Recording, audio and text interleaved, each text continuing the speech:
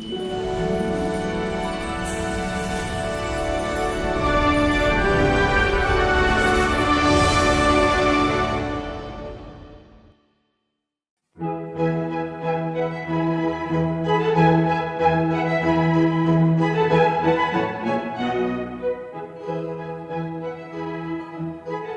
good morning everyone, and welcome to this week's edition of the Farming Programme. I'm John Kennaugh, and each week at this time we aim to bring you topics of interest from the Manx countryside in general and from farming in particular. Now this week I'm reminded as I start this programme of a poem that I learned in St John's School many years ago, and it ran something like this. Mine be a cot beside the hill, a beehive's hum shall soothe my ear. A willowy brook that turns a mill with many a fall shall linger near. The swallow oft beneath the thatch shall twitter from her clay-built nest. Oft shall the traveller lift the latch and share my meal, a welcome guest.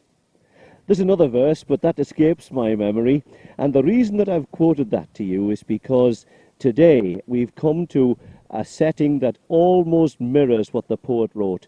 Just over the hedge here we have a willowy brook that just further downstream turns a mill, and just in the corner of this field, fenced off and here in all their spring glory, are a row of beehives, and if you listen in a minute I'm sure you'll hear the beehives hum that the poet referred to.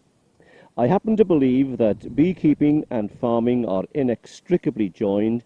We work together very well, and I have some very good friends in the Beekeepers Association.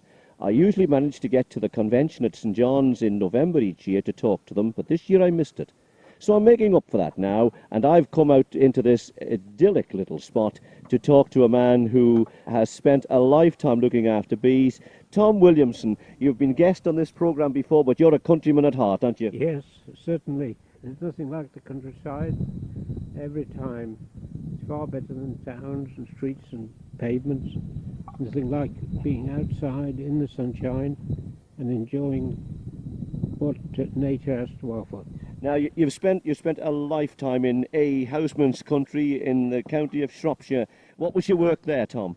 I was a vet, country vet, on my own, and beekeeping actually fixed in quite well, because the thing was, it was an old saying that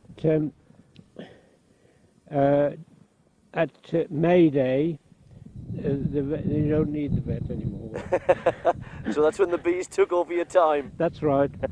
And did your love of nature and the natural order, is that what stimulated your interest in beekeeping? Well, to a certain extent, actually. We started off, my wife went to a course, the WI, on grafting and budding, and so I decided really we should have some apple trees, and she came back and said, oh, it's quite easy to do. So I started and budded some apple trees from rootstock, and actually over I bought 12 rootstock and 10 of them took, which was very good as regards the.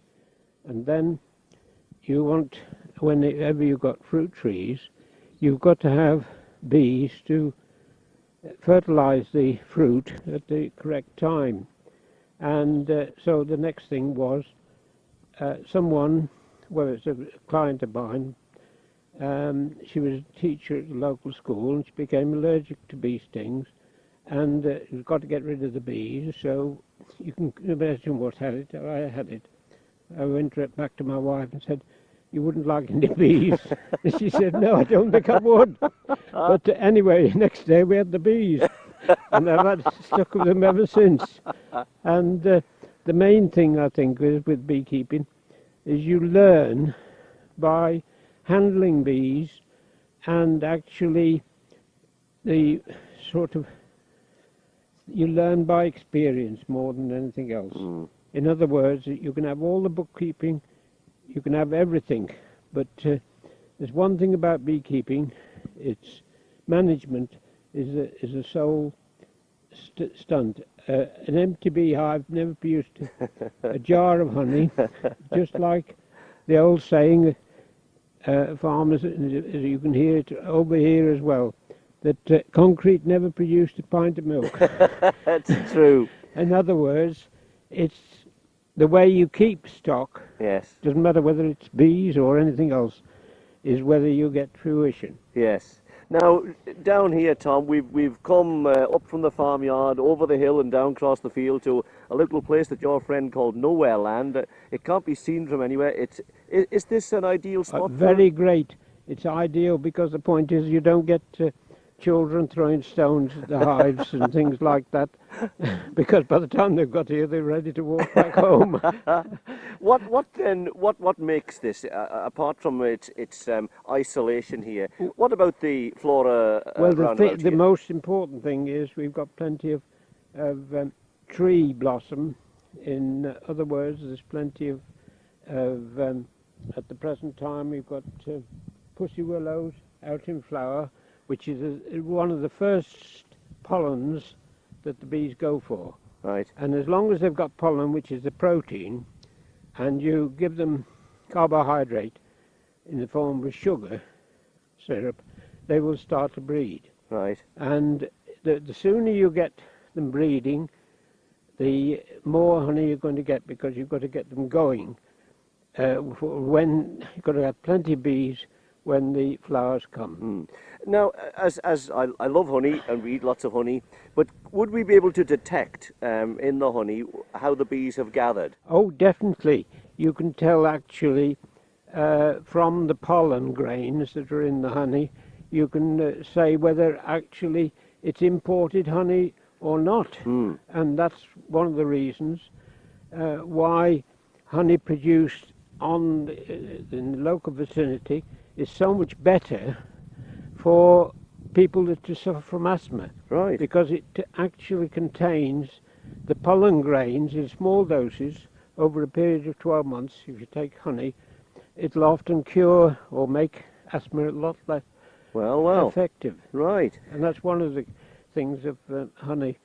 And this I do know from personal experience that people have actually been very, very allergic to the pollen of oilseed rape. Right. And the thing about it is, when they take the honey daily over the 12 months, they haven't suffered nowhere near as bad. Well, that's good to hear. Now, we're all kitted out here in boiler suits, in veils and gloves.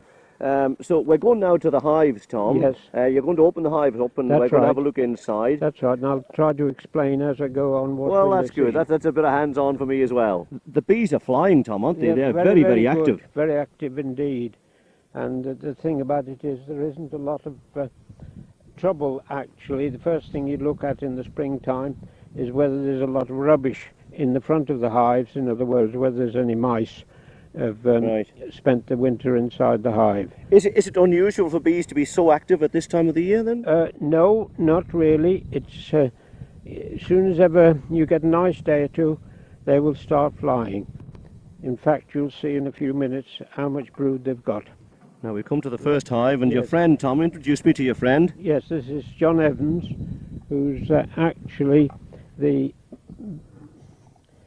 very good in the theoretical side. He's passed most of the exams with the BBKA, and as I say, together I mind the practical side, and he's the theoretical side. It's a bit like Jack Spratt and the wife, isn't it? If you've got the theorist and the more pragmatic type, then John, you've spent a long time studying bees, then. Yeah, well, I've been involved in bees for about 20 years now, and it's only in the last probably 5 or 6 years that I've taken a much more active interest than I did before. And do beekeepers just sort of naturally find one another? Is that how you work? I think they do, actually, from that point of view. Right. So there's an affinity from that point.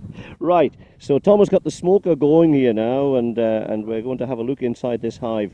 Tom, tell us what you're finding. First of all, that they're right up against the crown board. We've just taken the crown board out, and they're right up at the top, which is a good sign. So you're quite pleased with this yes, so far? We'll just have a look and see what... Is this the first time you've looked at them? No, actually, what's the date on the paper? It's gone, Tom. Oh, I see. I think it was about a fortnight ago when I looked at them, and I put some syrup on then. And have they finished it off? See, there's quite a few bees there. And there's still plenty of stores in the upper part of the brood box. Tom, there's a lot of bees here. Yeah, that's right. So we'll take out the outside frame out first. It's got no bees on it. Right. Do they always start from the centre then? Well, yes, they always have the nest in the centre of the frames. Right.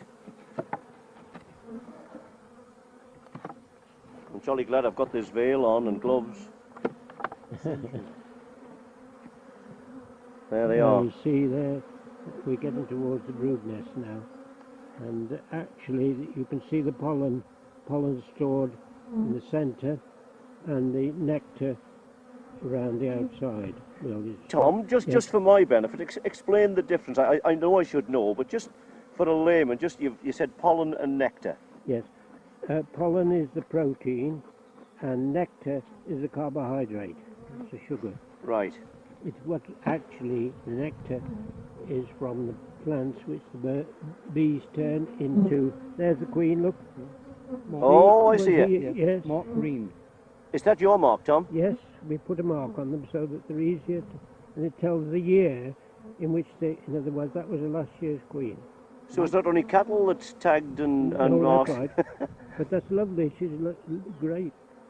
Would you have recognised it without a mark? Oh yes, you've got to learn to recognise it, but actually... It would have taken me a long time to identify her in there. Would it? Well, you can see, if you look at it, how much the abdomen is beyond the end of the wing. Oh yes, yeah. In contrast to the others. I can see. And actually, down there, you can see grubs. Oh, right. You see, before they're capped. Right. Good.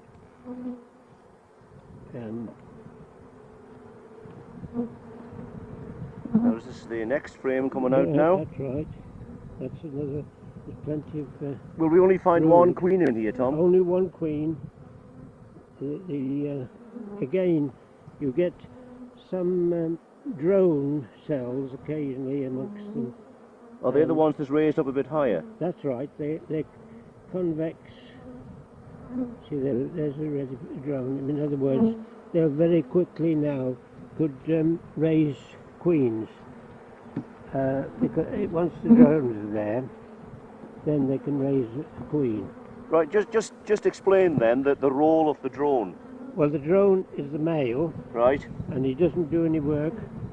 All he does is live for the day when the queen goes on a mating flight, and he mates with the queen in the air, and then he dies.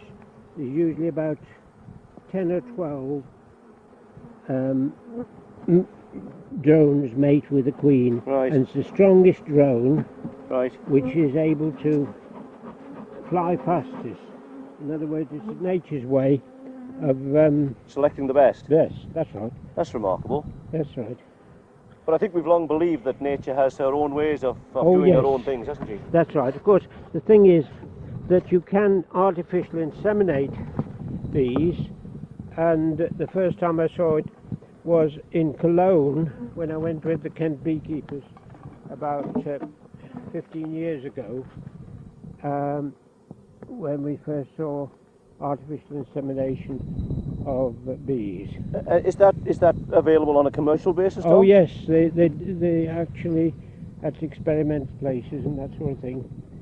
For early queens, they often use artificial insemination, and also if they specifically want a strain of a certain bee. Yes. In other words, they can guarantee it then. Right, right. So we're moving along now to the next hive. We're going systematically along this row. The top has been taken off, and there the syrup that you've been feeding them on, Tom. Yes, there's still some syrup. It's still there. So it means that they're not too short. Right. But it was essential that you gave them that syrup. Oh yes, the thing about it is you make sure then they're not being held back by shortage of. And the thing about it is they will utilise the syrup quicker than actually they have to dilute the honey down before they can use it. Mm. And as you can see, there's still quite plenty of stores Yeah. in there ready. But these are all actually on a brood and a half, so that this will be... So here again in this one, Tom, we can see that they're actually starting in the middle. That's right, yeah, there you are. Now, do you want to put... have you got your new box? Mm-hmm. Right, and we haven't spotted a queen in this hive yet, Not Tom. yet, no. No, I'm looking actually for a frame to transfer into another nuke because they're very weak. Oh, really? And so what we're going to do is insert this frame, which making sure that there's no queen on it. Right. That's a drone, look, already. See, there's a drone. All right. Much bigger. Much bigger. Yeah, I can see that. You see, and the eyes are much bigger. Right. The whole body is bigger. Right. Take one of You would have to be very, very careful, Tom, that you didn't actually take, when you're taking a frame out like that you didn't actually take the queen out. Oh, yes. It would be disastrous, wouldn't it, for the... Oh, yeah, well, that's it. You would...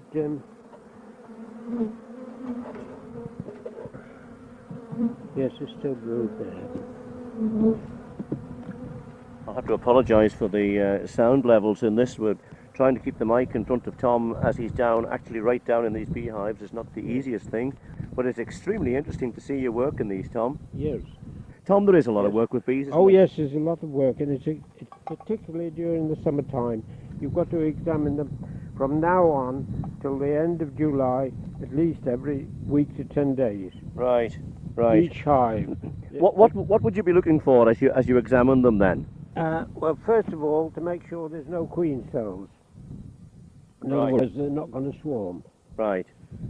That's the most important thing, and of course make sure before that is that they've sufficient room to bring, if they want to bring in the honey, that they've got sufficient room to store it. Because if they haven't sufficient room to breed and store the honey, then you're in trouble, because the thing is that they will definitely swarm. And we're just into the we're into the third hive now, and we're still taking the frames out of this Hold one. on to that. It's a dud. In other words, it hasn't survived the winter.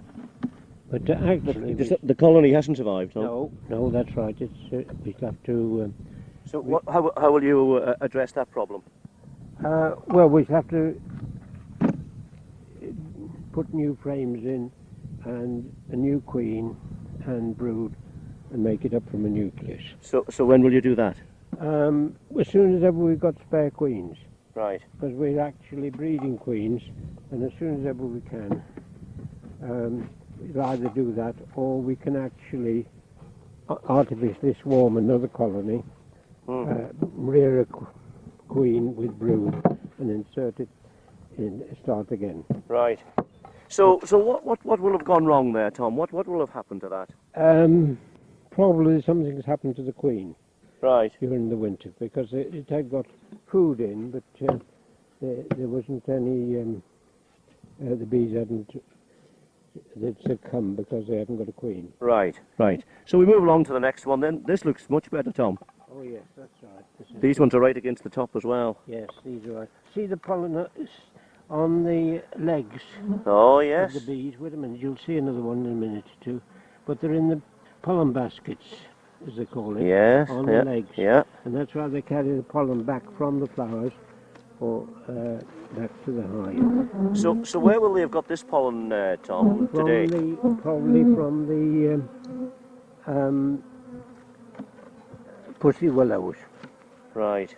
The pussy willows is the chief thing that's out at the present.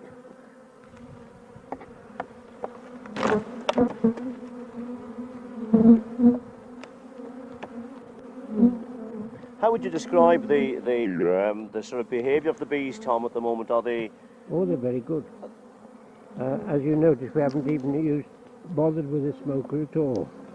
When would you use the smoker then? When they get aerated, nothing much. When you can't control them otherwise. Right. But there's some more brood. They've got brood right up into the top. Yeah. Brood box. Oh yes, yeah. Mm. John, Yeah. what do you see here now? There's a queen. We think that's the queen, Right. the current queen. Yes, there we not, are. she's not marked. Here we are. Oh right. Can you get But you've spotted her without a mark. without a mark? Just let her get into the middle of the comb if we can. That's it. We're putting the queen cage over the top of the queen, on the comb, Now this is trapping her underneath.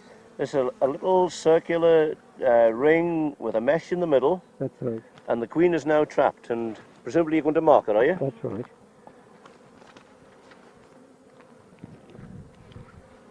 So how long have these methods been in place, Tom? Is it? Oh, years. Right. Right. That's right. Well, we're Well, just that's the one. That is the queen. now there we are. She seems to have got out of the cage, and we're going to mark her before. Oh no, we've moved the cage. Right. John has got the marking pencil here. Let's just make sure where we are. There she is.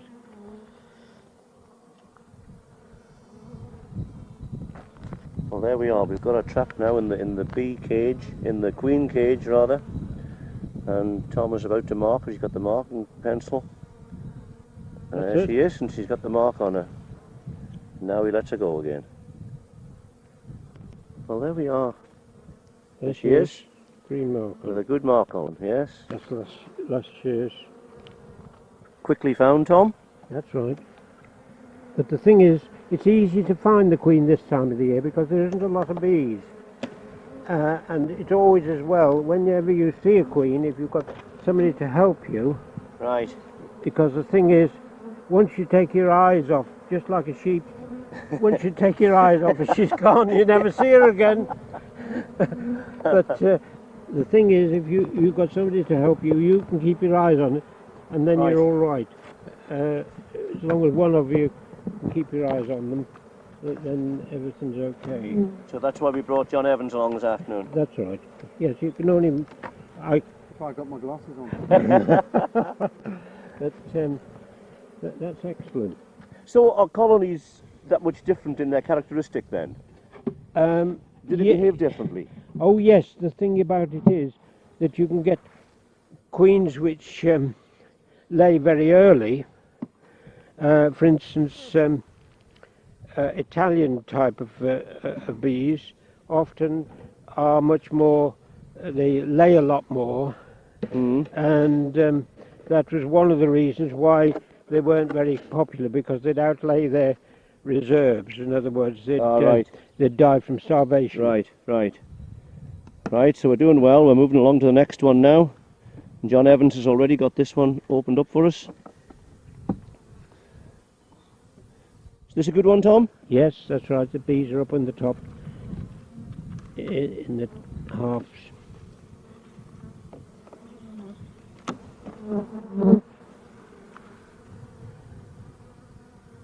There's still plenty of food there.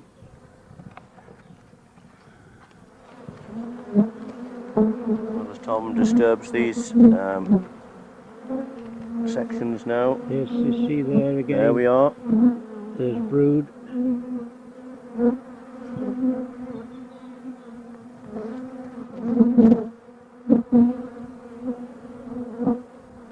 So far, Tom, are you relatively happy with what you discovered? Yes, they look very healthy. And do you judge the health of it then by the amount of activity? Oh yes, and by the amount of brood. Right. If there's no brood, then it's a reason to get worried, really, to make sure that they've got a queen. And if they haven't got a queen, then you do something about it. Right. So now we're down in the bottom of this hive, in the bottom Box. Bottom box, yeah. And there's a lot of activity down here. Yes. Well, they are very, very busy. And Tom examines this one very carefully. Yeah, we just look for the queen. Oh, you're still looking for the queen on this one? Well, you do automatically. Will she be marked in this one, Tom? I don't know. Oh, right. I can't just remember offhand. Right. I do keep notes, actually, but we haven't had time to look Well, at it would take me a long time to find a queen in this one. Oh, you I wouldn't. surprising you. But I must say this is the closest I've been since my school days, because at St John's School with George Sale we used to get into hives. I don't remember having Yeah. veils and suits then, but Yes. don't remember being stung either There for that she matter. is. There she is. Oh, he's found her. Yes. And I don't think she's marked, is she? No. So we're going to mark this queen again. Well, we're going to, if we can get her. It's remarkably... This is what I say. Once she went underneath that from one side to the other, then if you lose sight of her, you can't always pick her up again. I must say it's remarkably similar to some farming activities, and a large pen of sheep is something That's similar. right, and you've got to keep your eye on You them. really have, Tom. That it's surprising, really. Once you, Have we just lost her for the moment? yeah, I don't know whether we'll find her again. She could have hopped onto another comb or anything. Right. But never mind. But she's there, and that's the main thing. That's right. Yes. Oh, if there's brood there, you know there's a queen, Yeah. and that's the great thing. And are bees like stock, Tom? Do they respond to how they're handled? Oh yes, that's right. The thing about it is you mustn't drop the frames because that upsets them. Oh, I would think And so. that's why sometimes when we lifted the top brood box off, if the frames from the bottom box stick to the bottom, right. that's when they were getting a bit upset. Tom, before we go to the other hives now, could you just sort of sum up for us? We've come about to the end of our tape. We're just coming to the end of our tape. We've got a few more hives to go here. But perhaps you could just sum up on what you've found today, and you know, your opinion of what the prospects for the season are like. The point is, we've only got one actually dud. Right. In other words, all the rest of them have got about wintered all right. Is that a fair sort of average? Would you expect? Oh yes, you expect I some mean, to go out? yes. I mean, you can't always expect a queen to last indefinitely, and if she dies or is destroyed in the autumn, then the chance of is that you'll lose the colony, because the point is there's no queen, Right. and it loses its momentum. In other words, it keeps them going. Yeah. If they've got no queen whatsoever, then they won't last. Right. Right. So as John Evans builds this one up again for us, Tom, that's about all we have. We're about at the end of this tape. It's been a fascinating exercise to join you here. I'm jolly glad for the veil and the suit, Tom. Well, the point is, I'm quite sure you're quite satisfied. We've never even used a smoker. No. Although we've had it. That's right. In other words, we've managed to manipulate them without the smoker, and that's wonderful. I mean, the thing about it is, if you've got to smoke them every time before you go near them, it upsets them. Yes. Yes. With the quieter you are with them, and the less smoke you use, it's far better than using a lot of smoke and getting them all irritated. So what's this? Has this been a good day then, Tom? Oh, wonderful. Are the bees happy, or Yes. are you happy? Yes, I'm very, very pleased that we've managed to get a good day, sunshine and everything else, and that we're not affected them. We haven't chilled any brood from cold wind or anything like that. Right. So that it's an excellent day for the job. One last word from John Evans then. John, you've been here with Tom now this afternoon. Are you impressed with Tom's hives here? Yes, indeed. They're coming along very well indeed for the time of the year. And what do you think about the prospects for the summer and for the crop through the summer? Beekeepers are always optimistic. It's Are you like farmers though? I expected you to say you'll get an average crop. There can be good average and bad average, Oh, but it'll always indeed. be average. Yes, indeed. That's quite true. But we're hoping for a good summer this year. Well done. John, thank you for helping us this afternoon. And So- I think on the island, Tom, and I think elsewhere as well, there's a very good relationship between the farming community and the beekeepers associations. I hope that continues for a long, long time. Yes, well, the thing about it is, you won't believe it, but even today, people have contacted me and said, can you bring us some bees? Right. And that's wonderful. So the interest is growing. Yes, that's right. In Tom other words- Williamson, thank you very, very much for all you've shown me this afternoon and for being my guest today on today's programme. Right, bye-bye. Well, that's all we have, ladies and gentlemen, for you this week, and this is John Kennaugh signing off until next week's programme.